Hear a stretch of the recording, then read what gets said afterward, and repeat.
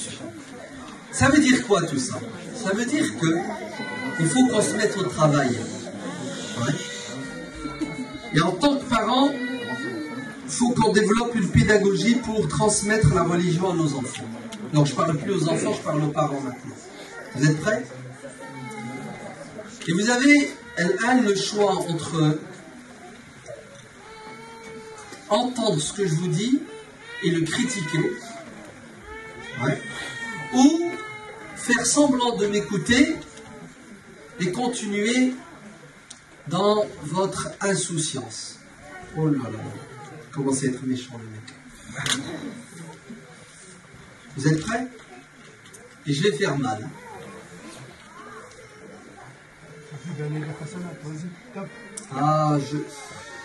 Et je suis obligé de parler comme ça parce que là-dedans ils me font pitié.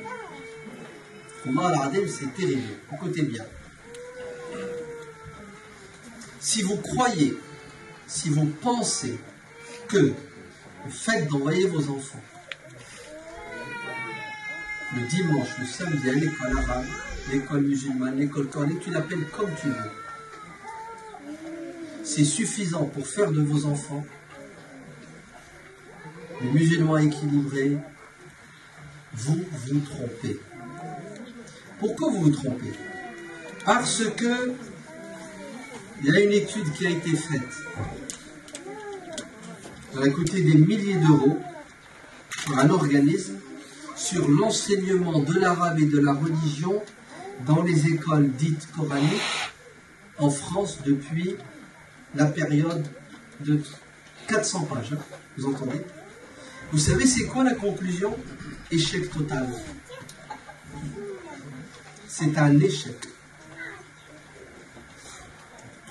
Laissez l'étude de côté. Expérience. Je connais une mosquée, ils ont 1400 élèves. Mercredi, samedi, dimanche. Ça fait 25 ans. Vous êtes prêts? Les élèves rentrent à 6 ans, 5 ans, 7 ans. Arrivent à 13, 14, 15 ans. Ils sortent de la machine. Résultat, 0. Si on arrive avec 1%, on dit on est content, alhamdoulilah. Eh oui, il y a un gros problème, il faut se remettre en question. Il y a quelque chose qui ne va pas. On n'arrive pas à transmettre. On n'arrive pas à éduquer. C'est dû à quoi? C'est dû à plein de choses. Les premiers responsables, ce sont les parents. Les premiers responsables de cet échec, ce sont les parents. Si vous saviez le nombre de coups de fil que je reçois, de qui? De parents et en particulier les mamans. S'il te plaît, je voudrais tes conseils, je voudrais de l'aide. J'y arrive plus avec mes enfants. 12 ans, 13 ans. Même des parents maintenant disent à 9 ans, on n'arrive plus à les tenir, nos enfants. Et pourtant, je l'envoie à la mosquée. Et pourtant, c'est une catastrophe. On ne sait plus quoi faire. On est perdu, disent les parents.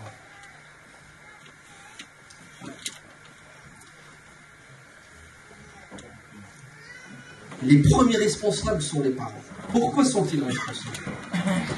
Car les parents démissionnent. Ils prennent leurs enfants, ils les déposent le samedi, le dimanche, ils donnent les 10 euros, c'est ça? Les 15 euros? 20 euros? Ouais. Donne les 20 euros par mois. Hein? Par mois. Alors que, si tu veux des cours de mathématiques pour ton gosse, c'est ça? C'est combien par heure? Minimum 25 euros. À Cadonia. 25 euros. Hein. Non? Hein, il a des lacunes en maths. Tu veux élever son niveau? Tu es prêt à mettre 25 euros l'heure. Pour l'enseignement de l'arabe et du din, 20 euros par mois, et il rechigne à les donner. Il s'inscrit et te dit je te donne 12 chèques, ouais, où il paie les 6 premiers mois, et 3 mois avant, il ne vient plus, il ne va pas payer les 3 autres mois. Dès que son gosse arrête l'école, il arrête de payer. Vous entendez? On vient, on dépose notre enfant, on donne les miettes, tout est bien, et on pense et on croit, ou plutôt, on veut se donner bonne conscience en disant, c'est bon, j'ai fait mon devoir. Le din, l'arabe, la mosquée s'en occupe. Et demandez aux professeurs, ils vont vous le dire. On leur donne des devoirs, on leur dit d'apprendre des choses, ils reviennent, rien du tout. Les parents à la maison, est-ce que vous croyez qu'ils vont les suivre? Est-ce que les parents vont faire le nécessaire pour que l'enfant révise, apprenne, évolue? Est-ce que vous croyez que les parents, en semaine, à la maison, tous les soirs, ils vont s'asseoir avec leurs gosses, leur mettre entre les mains le Coran et leur faire la lecture du Coran pour qu'ils s'améliorent?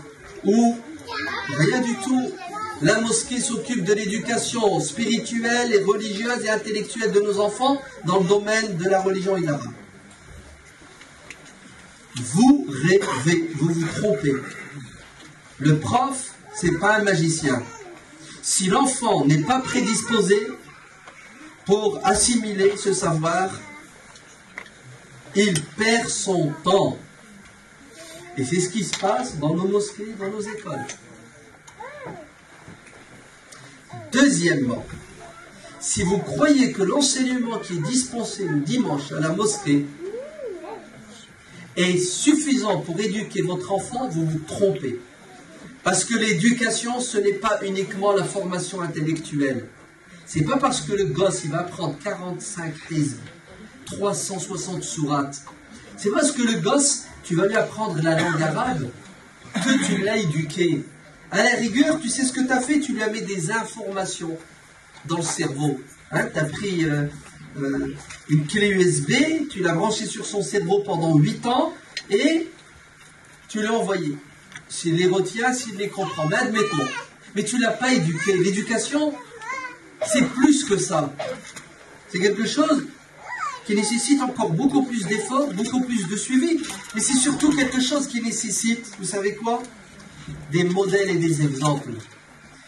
Nous, notre religion, quand on la transmet à nos enfants, le dimanche à la mosquée pendant 1 heure, on leur fait, je sais pas, un cours sur le respect des personnes âgées.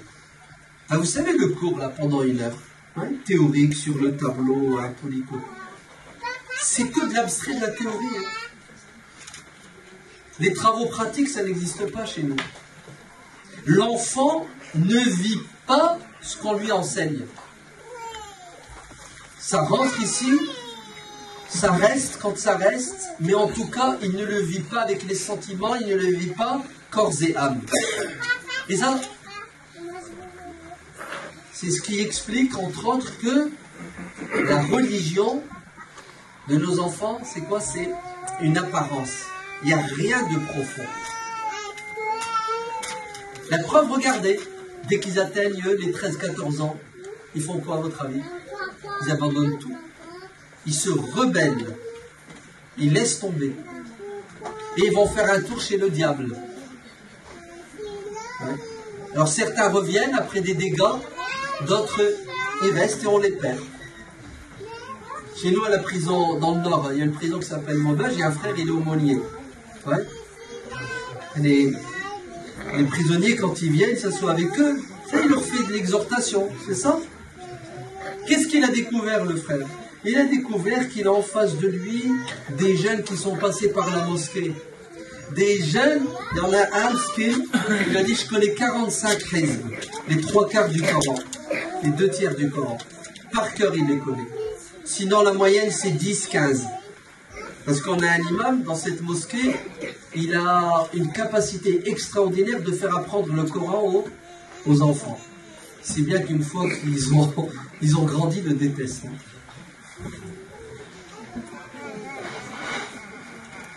C'est terrible, non? Vous vous rendez compte?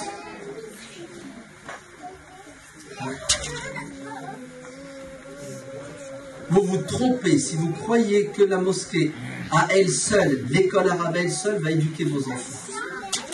L'éducation, c'est surtout et avant tout à la maison. Si à la maison, il n'y a pas une ambiance, si à la maison, les enfants n'ont pas de modèle et d'exemple, pourquoi les tabi'in étaient forts? Parce qu'ils ont eu les sahaba comme modèle et exemple. Ouais.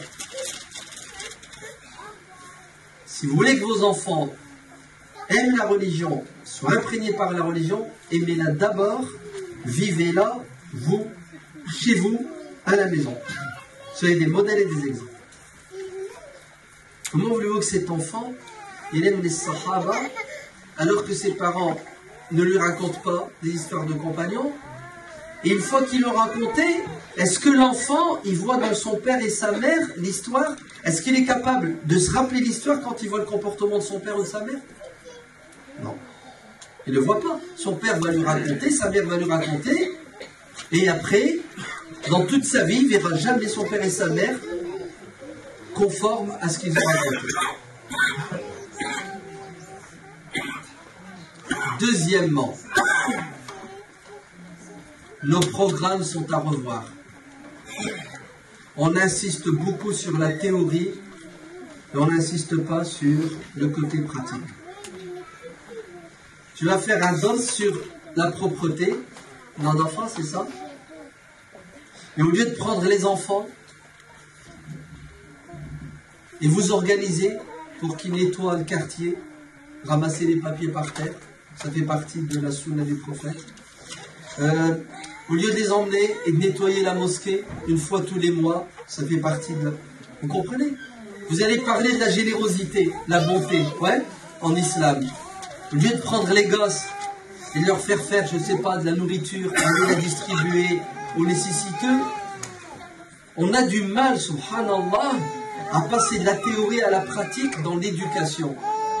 Et le gosse ne pourra s'imprégner de ce que vous lui avez dit que seulement s'il l'a vécu au niveau intellectuel, au niveau sentimental et au niveau physique. Donc, mettez dans votre programme cette dimension de la pratique et allez à l'essentiel. Il y a trop de choses. Réduisez le programme car la quantité se fait toujours aux dépens de la qualité.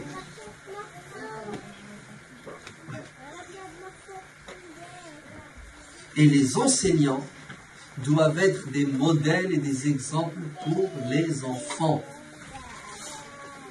Nos enseignants viennent dispenser un cours sans y mettre de l'amour. Les enfants sont sensibles à tout. Si tu veux qu'il aime la religion, il faut d'abord qu'il aime la personne qui lui parle de Dieu. Vous entendez les enseignants? Ne prenez pas n'importe qui, mais si vous en avez, ce sont les premiers qui doivent se remettre en question, qui doivent apprendre. L'éducation se transmet par al-hal avant le maqal. Vous voulez éduquer quelqu'un, vous devez d'abord l'éduquer avec ce que vous dégagez. Le ressenti, ce que l'autre ressent. L'impression que vous laissez sur lui. Et seulement après, il va voir votre enseignement. Sinon, c'est comme le prof de maths qui est en train de lui parler. Toi, tu lui parles de Dieu, du prophète. L'autre, il lui parle de maths et d'histoire. Il a l'examen, il oublie les maths, il oublie la physique. La religion, il est à la mosquée, la pratique, il sort de la mosquée, elle n'existe plus. Pourquoi? Parce que ça ne s'est pas mélangé avec eux. Et nous, on met trop l'accent sur le paraître, sur le côté matériel. Et on oublie l'essentiel. On oublie des petits gestes. On oublie des petites actions qui auront plus d'impact que tout le reste.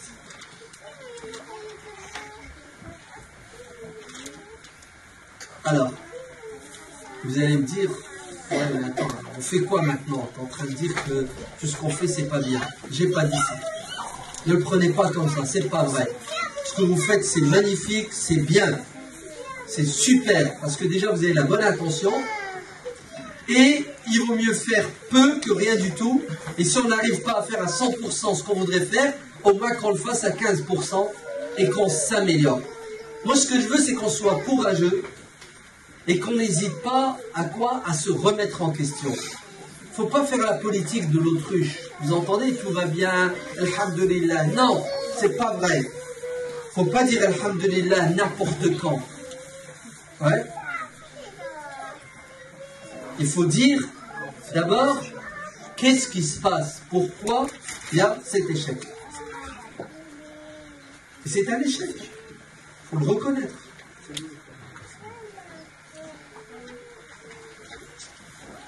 Il est sûr et certain que vous devez dès à présent, écoutez chers parents, penser et réfléchir le projet de l'école privée. Vos gosses, vous les ramenez samedi, le dimanche, à tout casser, c'est 4 heures par semaine. Ils passent 8 heures par jour dans une autre structure. Tes 4 heures ne pèsent pas devant les 30 heures. Vrai ou faux?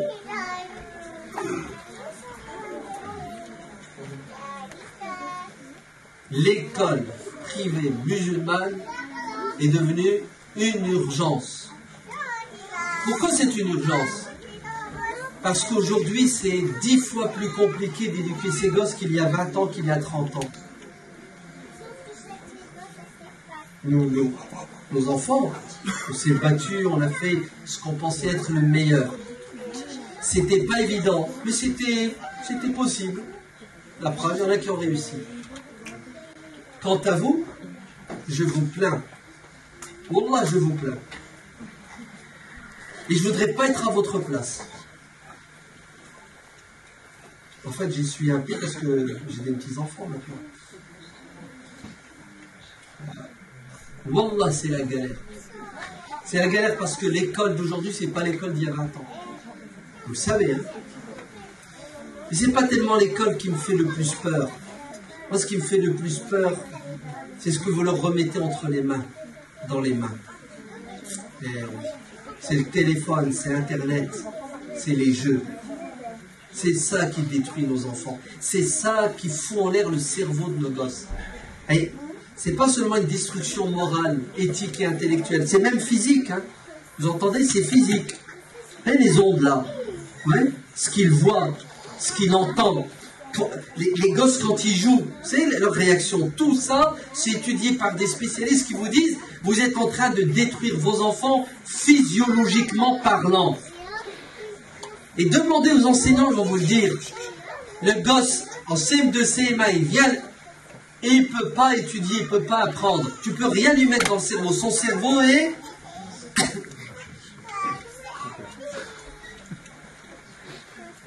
Et alors, tu fais quoi? Le gosse, il vient le dimanche matin à la mosquée. Il a dormi à 1h du matin. Il n'a pas dormi à 1h parce qu'il étudiait, il apprenait. Non, parce que il jouait. Et c'est même pas un jeu. Astaghfirullah. Ce ne sont pas des jeux. Parce que le jeu est nécessaire pour le développement de l'enfant. C'est pas des jeux, ça. Ça, c'est du poison. C'est de la destruction. Est-ce que vous imaginez? Les études aujourd'hui te disent qu'un gosse entre 8 ans et 10 ans, vous êtes prêts? Il a vu, grâce à Internet, grâce à l'iPhone de son père, l'iPad, tout ce que vous voulez, il a vu des images, la pornographie, la nudité, tout ce que vous pouvez vous imaginer, que jadis, un adulte voyait à l'âge de 20 ans. Très bien, un adulte à l'âge de 20 ans, ça a un impact sur lui. Oui, effectivement, bon, il a la foi, il a l'intelligence, il sait maîtriser ses passions. Mais les dégâts sur un gosse de 8 ans, vous savez c'est quoi les dégâts? C'est qu'il est prédisposé à devenir un monstre sexuel à quel âge? À 13 ans, 14 ans. Il est préparé. Et c'est vrai, c'est ce qui se passe. La délinquance aujourd'hui, sexuelle, elle est quoi? Elle est très proche de la puberté.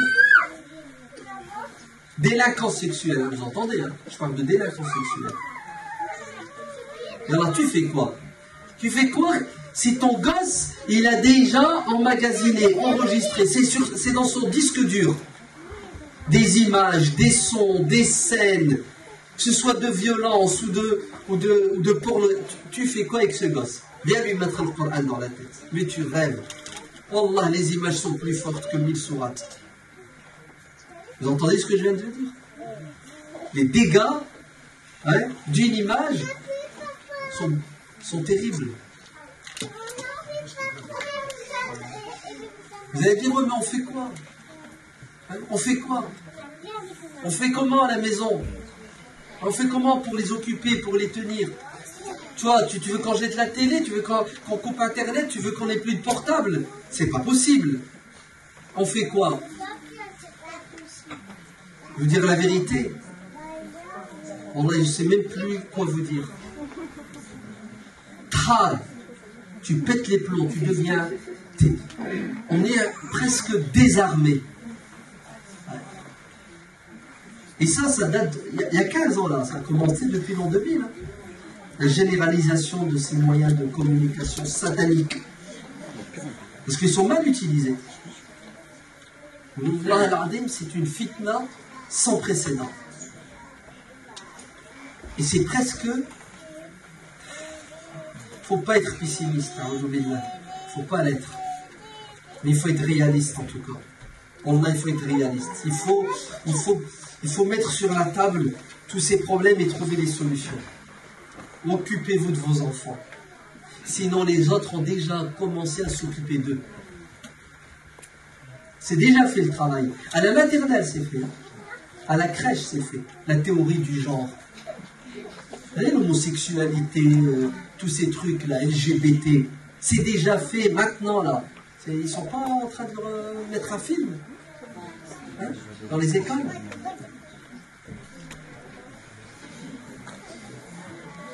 Occupez-les. L'occupation ne s'arrête pas à des cours d'arabe et de religion. Vous devez vous organiser, vous les parents, pas les responsables de l'association. Les responsables de l'association sont limités dans le temps et dans les moyens, les pauvres. Ils ne peuvent pas penser à tout, ils peuvent encore moins tout faire. Et d'ailleurs, les responsables, vous êtes là, vous l'écoutez Salaha, les parents n'écoutez pas ce que je vais dire. Parce que là, c'est la catastrophe ce que je vais dire. Écoutez bien les parents, les responsables de l'association. Ne faites pas du chiffre. Vous allez perdre votre temps, faire perdre le temps à ces enfants-là, et vous allez dans 10 ans dire on est à côté de la plaque. Si vous acceptez les gosses, vous posez une condition aux parents. On a un projet éducatif pour vos enfants et pour vous. Soit vous participez avec nous à ce projet éducatif et on bosse main dans la main, mais si c'est pour nous déposer vos gosses et vous partez faire vos courses à Auchan, vous venez les récupérer, je ne veux pas. Je perds mon temps, vous perdez votre argent et Shaitan s'amuse. Vous entendez? Vous perdez votre temps. C'est ce qui se passe dans la majorité des mosquées. Il faut mouiller les parents. Vous les mouillez jusque l'os. Ouais? Alors, réveillez-vous les parents. Il n'y a pas de week-end pour celui qui a des enfants. Non. Oui, il faut faire des stages pour apprendre à être parent. Des stages de formation. Allah, il faut ramener des spécialistes. Il y a une sœur là, avec son mari qui sont puissants. Mariam Lagdar, Bounancha, avec Mahir. Comment? Oui, sans projet. Ramenez-les et ramenez les parents en couple. Vous venez vous asseyez, ils vont vous montrer la réalité sur qui nous sommes et comment nous devons être. Alors, nos enfants,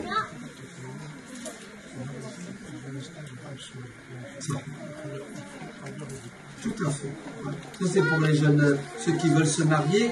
Dans certains pays musulmans, comme la Malaisie, même au Koweït, ils l'ont fait. Tu dois d'abord passer un stage de formation pendant des semaines. Et en fonction du stage, tu peux te marier ou non. Les résultats, bien sûr. C'est un permis de conduire. Hein. Les deux. Tout à fait. Voilà. Grâce à ces formations, à ces stages, vous savez, ils sont passés de 30%, le taux de divorce à 5%. Vous entendez, hein, en Malaisie. Grâce à ça. C'est le bon sens, hein. Les accidents. Tu leur donnes le droit de conduire sans apprendre à conduire. C'est halal dans le... Ouais. Ça s'apprend, c'est une science. Et... Donc, réveillez-vous. Il faut être capable de mettre le doigt sur les vrais problèmes pour se remettre en question. Le projet d'école privée, c'est une urgence, mais vous n'arriverez pas à réaliser ce projet. Écoutez bien. Si vous n'assumez pas votre responsabilité de citoyen, vous voulez que je vous le dise autrement? Si vous ne faites pas de la politique, car l'école privée, c'est pas facile. Il faut des autorisations, il faut les avoir. D'accord? Une fois que tu as l'autorisation, il te faut énormément d'argent. Et l'argent, c'est pas facile. Hein? C'est pas 20 € par mois, l'école privée. L'école privée, si tu veux qu'elle fonctionne, c'est 500 € par enfant par mois. Mais vous ne les avez pas, les 500 €. Ok? Donc il nous faut de l'argent. Et l'argent n'a pas de solution si ce n'est aujourd'hui que de signer un contrat avec l'État pour que l'État paie avec nos impôts les salaires des fonctionnaires. Vous entendez? Contrat avec l'État. Et le contrat avec l'État, si vous le voulez, la décision est politique. Vous avez compris? Vous voulez des détails? Il y a une école à Paris qui va fermer là. École privée musulmane. Parce qu'ils ont patienté, arrivé aux 5 ans, ils ont déposé le dossier, ils n'ont pas eu. Là, ils ferment. Il ne reste qu'une classe et ils ferment. La clé sous le paillasson. Échec. Pas d'argent, pas de soutien politique. Rentre chez toi. Vous avez entendu? Alors, est-ce que vous êtes inscrit pour voter? Oui? Très bien. Est-ce que vous avez fait inscrire votre entourage? Peut-être vous êtes inscrit, et peut-être que dans vos familles, vos connaissances, il ne vous reste plus que... On peut le faire par Internet. Dimanche, lundi, mardi, c'est férié? Non. Lundi, mardi, 2 jours. Donc vous allez tout de suite, tout à l'heure, prendre votre portable, votre répertoire, vous allez envoyer un texto. D'urgence, tu vas t'inscrire. Vous les rappelez, tu t'es inscrit ou tu t'es pas inscrit? Je t'ai dit de t'inscrire. Et si vous dites pourquoi ça sert à rien, tu dis fais-le, parce que si toi ça ne te sert à rien, nous ça va nous servir, parce qu'on a des projets, parmi nos projets c'est quoi? C'est une école privée pour nos enfants, et c'est très politique, et si les politiques on n'existe pas à leurs yeux, pourquoi est-ce que tu veux qu'ils fassent leur devoir vis-à-vis de... Vous avez compris? Je ne vais pas vous le faire le discours, vous le savez, vous êtes intelligent. Sinon, vous voyez ces petits anges-là, ouais, que Dieu les bénisse et les protège. Ils peuvent se transformer en diable. Pas par une opération du Saint-Esprit, hein. C'est parce qu'il y a des gens, ouais, qui ont des projets. Et nous, on n'a pas de projet. Il y a des gens qui ont une stratégie. Et nous, on n'a pas de stratégie. Nous, on marche avec la baraka, comme disent les Arabes. La barakatila, Allah. Les Arabes, quand ils ne veulent pas faire, se disent, on place confiance en Dieu. Inch'Allah, ça va marcher. Vous avez vu comment on est? On se déresponsabilise et on remet tout sur qui? Ah, c'est Dieu qui doit faire. Dieu ne fera rien pour nous. C'est pourquoi? Parce qu'on lui désobéit. Et la première des désobéissances vis-à-vis de Dieu, c'est qu'on ne respecte pas sa loi. Et la loi de Dieu, c'est quoi? C'est... Il y a des lois qui régissent l'univers. Il y a des lois qui régissent l'économie. Il y a des lois qui régissent les sociétés. Et si on ne respecte pas ce système, si on ne connaît pas les choses comme il se doit et comment elles doivent fonctionner, il n'y aura pas de baraka. La baraka de Dieu vient après que l'être humain ait fait l'effort qui lui est demandé de faire. Sinon, c'est la défaite. En fait, il allait au champ de bataille avec 2 cottes de mailles. 2 armures, pas une. Hein. Oui ou non? Alors que Dieu lui a dit dans le Coran, Wallahu ya'simuka minan nas. Dieu te protège des gens. Et il met 2 cottes de mailles. Alors, vous avez des armures? Vous avez aimé vos armures? Alors, on n'a pas d'armure. Et wallah, les flèches, c'est tous les jours. Hein. Nos gosses, c'est tous les jours qu'ils se prennent des décharges électriques. Mais on ne voit pas, vous entendez? Je dis toujours aux parents, comment vous faites pour donner à votre gosse qui a 6 ans, qui a 8 ans, un iPhone? Avec un... Comment vous faites? Est-ce que vous avez une conscience ou est-ce que vous serez capable de donner à votre enfant un couteau à l'âge de 6 ans, en céramique, là, c'est les couteaux qui coupent bien? Vous allez lui donner? Allah, vous ne lui donnez pas. Et si jamais vous voyez que le gosse, il tient un couteau dans la main, vous criez, vous hurlez, vous allez vers lui, vous lui retirez. Oui ou non? Parce que vous avez peur qu'il se coupe le doigt. Vous avez peur qu'il le sent. Wallah, que le portable avec Internet est pire que le couteau. Mais vous ne voyez pas les dégâts. Les dégâts, c'est dans son cœur et son âme. Vous savez comment on est? Alors, Allah yabarak fikoum. Ne déposez pas vos gosses à la mosquée, à l'école, et vous vous barrez. Suivez l'école, suivez la mosquée. Venez donner... Bon, allez, je vais aller direct au but. Les femmes, au boulot. Les femmes au travail. Vos maris ne vont pas assumer cette responsabilité. Vos maris, ils bossent dehors, ils rentrent, ils sont fatigués, ils n'ont plus le courage ni la volonté, ou ils sont feignants pour certains, ils préfèrent le foot et ils préfèrent jouer. Je ne sais pas, hein. Moi je vous dis la réalité, ce qui me revient. Donc les femmes, écoutez bien, votre responsabilité ne s'arrête pas à donner à boire, à manger, à les habiller et à les soigner quand ils sont malades. Vous êtes en train de les entretenir physiquement et d'autres structures sont en train de vous les détruire psychologiquement, intellectuellement, moralement et spirituellement.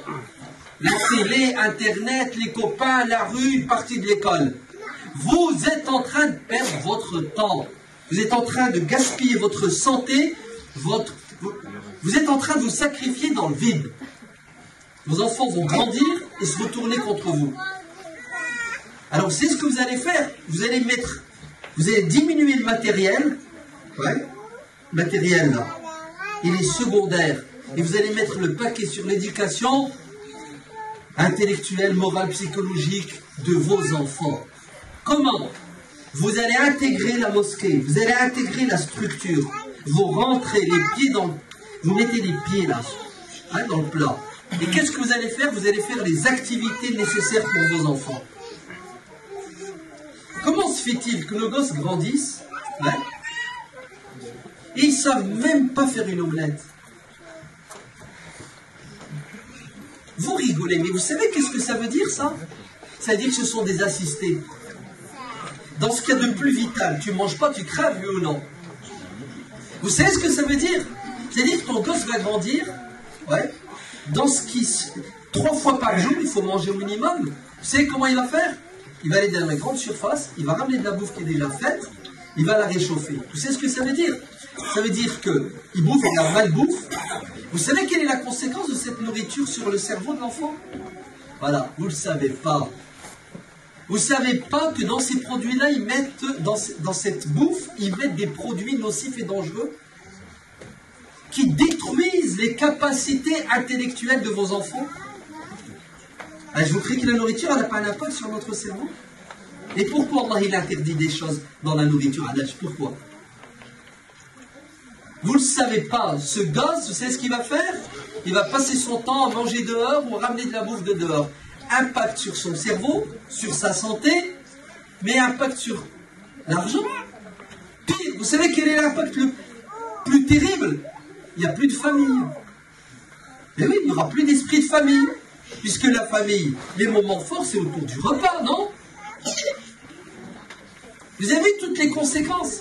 Et nos gosses grandissent, ils ne savent même pas laver la vaisselle. Mais c'est quoi ça?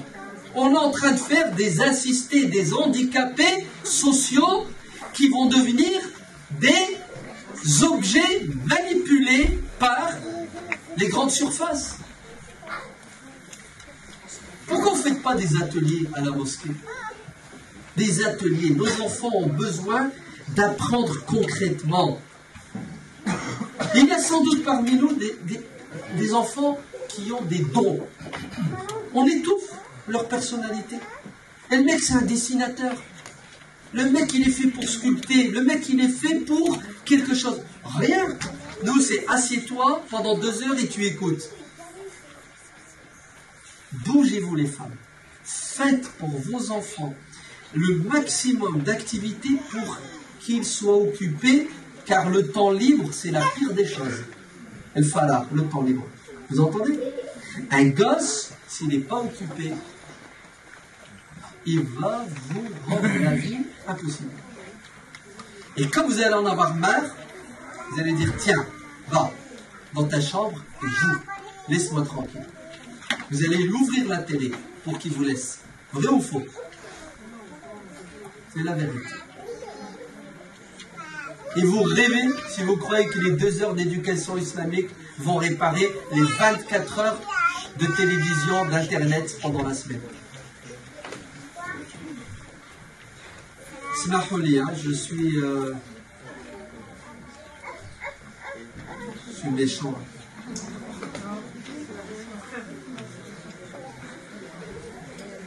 Je vous dis ça, vous savez pourquoi? Parce que notre société, elle évolue dans le mauvais sens. Ouais, ne rêvez pas. Deuxièmement, si on fait un bilan 30 ans, il y a du positif, mais il y a beaucoup de négatif. Troisièmement, le temps passe très vite, voire trop vite. Maintenant, ce que je dis n'est pas parole d'évangile. Parfois j'exagère, parfois c'est même peut-être faux. Je m'en fiche. Moi, vous savez ce qui m'intéresse? Je m'en vais et vous continuez la discussion. Ouais. Vous voyez, vous asseyez, vous faites des réunions, mais wallah, parlez, avant qu'il ne soit trop tard.